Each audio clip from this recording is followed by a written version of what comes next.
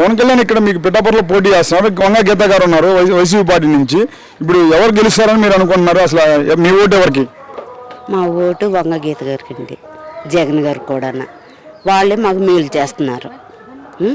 అమ్మ ఓటు డబ్బులు పడుతున్నాయి, మా భర్తలకి గవర్నమెంట్ జాబులు వస్తున్నాయి ఆయన ద్వారానండి.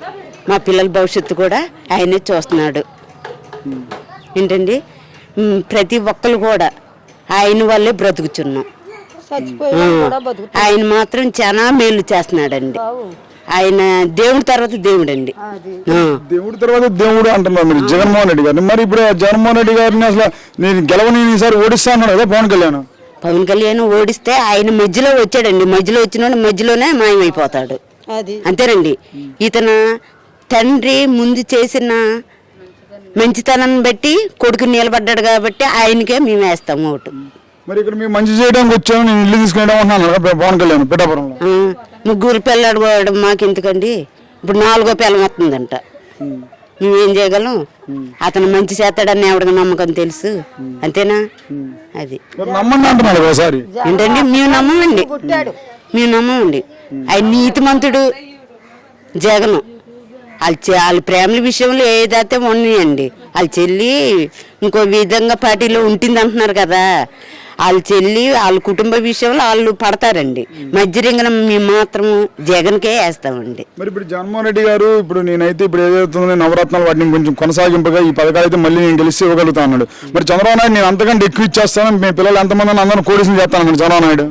చంద్రబాబు నాయుడు సైడ్ అండి ఆ నమ్మకం మాకు తెలుసు. ఇది ముసలోళ్ళు బ్రతుకుతున్నారు, పిల్లలు చదువుకుంటే పిల్లలు బ్రతుకుతున్నారు. మా పెయింటింగ్ కుర్రోళ్ళు కూడా అతని ద్వారాగే బ్రతుకుతున్నారు. ప్రతి కుటుంబాలు కూడా ఆయన ద్వారాగా పైకి వచ్చాయండి.